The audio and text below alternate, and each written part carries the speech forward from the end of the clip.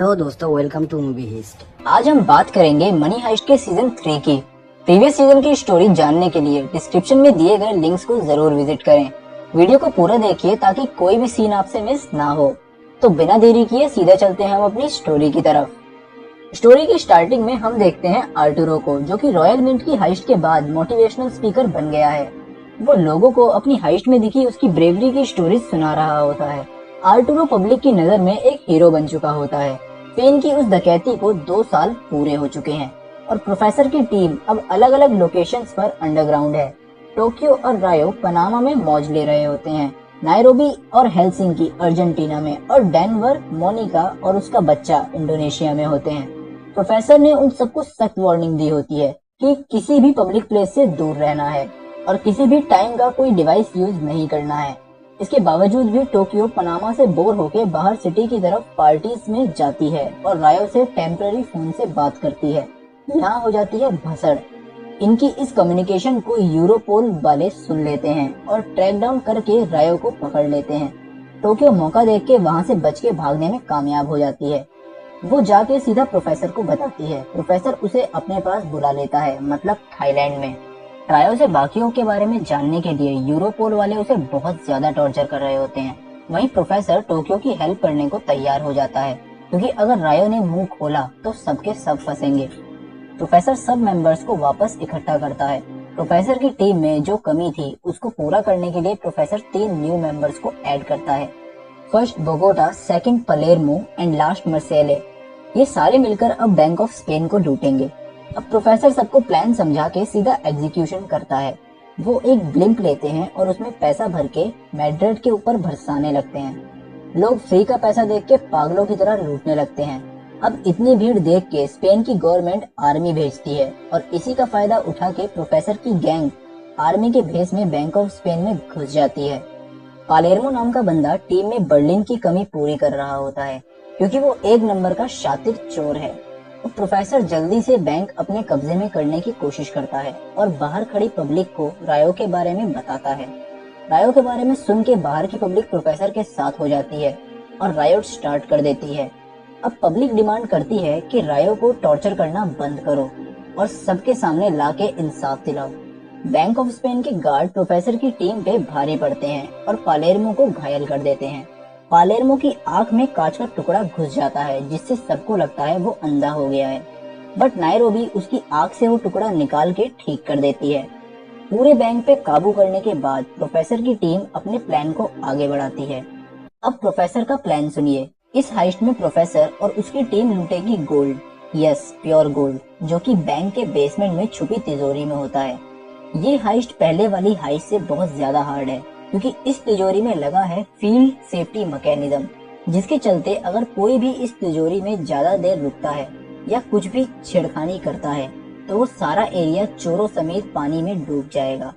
Professor की planning में इसका भी सॉल्यूशन होता है, जो कि है इनकी टीम का दूसरा न्यू मेंबर बोगोटा। बोगोटा एक स्किल्ड डाइवर और अंडर वाटर वेल्डर होता है। यहाँ प्रोफेसर ने एक टनल की प्लानिंग की होती है, जिससे ये पहले तो टनल डोर पे फिक्स करेंगे, देन पानी भरने देंगे और बोगोटा पानी में जाके उस टनल को अंदर से वेल्ड कर देगा। टनल हेल्प करेगी बिना किसी वाटर लीक के तिजोरी में अंदर बाहर करने में। बीच बीच में हमें पता चलता है कि प्रोफेसर ने इस हाइस्ट की प्लानिंग भी बहुत पहले ही कर ली थी, बट इस हाइस्ट में रिस्क था, इसलिए उन्होंने रॉयल मिंट वाली हाइस्ट एग्जीक्यूट की थी। पलेर्मो, बर्लिन और प्रोफेसर एक दूसरे को जानते थे और इन तीनों ने मिलकर ये प्लान बनाया होता है। बाहर पुलिस पूरे बैंक को घेर लेती है और इस ऑपरेशन को हैंडल कर रही होती है बहुत ही ज्यादा टैलेंटेड एलिसिया सियरा। सियरा बिल्कुल भी नरम दिल नहीं होती। उसका मकसद है सब चोरों को पकड़ना, जिंदा या मुर्दा। अब प्रोफेसर सियरा से बात करता है, जिससे प्रोफेसर को समझ आ जाता है कि ये बंदी पूरी साइको है। अब प्रोफेसर समझ जाता है कि इसको हैंडल करने के लिए उसे अपने प्लान में कुछ चेंजेस करने पड़ेंगे और वो लास्ट मोमेंट में प्लान में माइनर चेंजेस करता है। सियरा अब रायो को मेंटल टॉर्चर करती है और उससे इंफॉर्मेशन निकलवाने की कोशिश करती है। वहीं प्रोफेसर हाइस्ट को स्टार्ट करने को बोलता है। आई नो आप सोच रहे होंगे कि रायो को आजाद करने के लिए हाइस्ट क्यों, तो बता दें कि हाइस्ट तो एक बहाना होता है। तिजोरी के पीछे एक और सेफ होती है जो ओनली गवर्नर खोल सकता है। उसमें होते हैं स्पेन के सीक्रेट डॉक्यूमेंट्स। प्रोफेसर का प्लान होता है वो डॉक्यूमेंट्स के बदले रायो को आजाद कराना। पहले तो वो गवर्नर को फोर्स करके तिजोरी खुलवाने की कोशिश करते हैं, बट टाइम कम होने की वजह से जल्दी में वो गवर्नर को बेहोश कर देते हैं। बाहर सियरा पुलिस को बैंक में घुसने को बोल देती है। प्रोफेसर सबसे तिजोरी का गेट ब्लास्ट से उड़ाने को कहता है और वो रेड बॉक्स निकालने को बोलता है जिसमें डॉक्यूमेंट्स हैं। इससे पहले पुलिस बैंक में घुसती डेनवर डॉक्यूमेंट्स लेके बाहर आ जाता है और सबको दिखाता है और बोलता है अगर उन्होंने कोई भी चालाकी की तो वो सारे डॉक्यूमेंट्स लीक कर देंगे। सियरा को अटैक रोकना पड़ता है।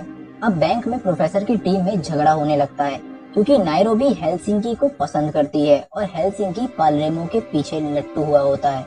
वहीं फ्लैशबैक में दिखाते हैं कि प्रोफेसर बर्लिन से हाइस्ट प्लान को लेकर बात कर रहा होता है और बर्लिन पूरा प्लान अपनी जीएफ टैटियाना को बता देता है। प्रोफेसर उसे बोलता है कि प्यार वगैरह साइड में करके अपने हाइस्ट पर ध्यान दे। प्रेजेंट में प्रोफेसर और रकेल एक मिनी वैन में बैठ के सियरा और गवर्नमेंट को ब्लैकमेल कर रहे होते हैं। अब सियरा झूठी खबर मीडिया के थ्रू फैला के प्रोफेसर को ब्लैकमेल रोकने की कोशिश करती है और दोबारा बैंक पे हमला करने का प्लान बनाती है। वहीं प्रोफेसर और रकेल के बीच अनबन हो जाती है। इसी के चलते वैन रोड से उतर जाती है और एक पेड़ से जाके टकरा जाती है। वैन का एंटीना टूट जाता है जिससे प्रोफेसर का कम्युनिकेशन भी टूट जाता है।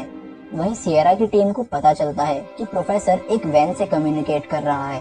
पुलिस वाले वैन की तलाश में निकल जाते हैं। वहीं प्रोफेसर लोकल फार्मर्स की हेल्प से पुलिस से बच जाता है। फिर प्रोफेसर किसी तरह टीम से कांटेक्ट करता है और सही टाइम पे होने वाले पुलिस के हमले के बारे में भी उन्हें बता देता है। अब टीम वाले प्लान बना के हमला करने वाले बंदों को पकड़ लेते हैं और उनसे जबरदस्ती बेला चाव सॉन्ग गवाते हैं और इसकी रिकॉर्डिंग बाहर सियरा को भेज देते हैं। अब सियरा डील करने के लिए मान जाती है। सियरा की मांग होती है कि रायो के बदले ये पुलिस वाले और 40 हॉस्टेजेस की। प्रोफेसर हाँ बोल देता है और प्रोफेसर के प्लान का फर्स्ट स्टेप तो पूरा हो जाता है। अब रायो वापस जाके अपनी गैंग से मिलता है। बाहर लोग रायो की आजादी की खुशियां बना रहे होते हैं। सियरा ने रायो के अंदर ट्रांसमीटर लगाया होता है, बट प्रोफेसर को अच्छे से पता होता है कि ऐसा कुछ जरूर होगा।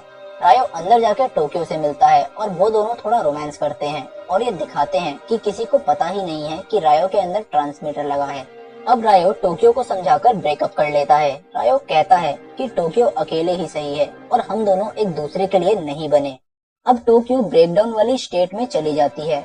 अब नायरोबी रायो की बॉडी से वो ट्रांसमीटर बाहर निकालती है और बाहर सबको लगता है कि वो ट्रांसमीटर अभी भी रायो के अंदर ही है।